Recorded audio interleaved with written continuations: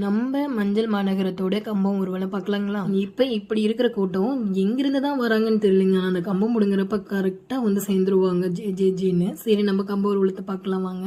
அப்படியே சப்ஸ்கிரைப் பண்ணிருங்க.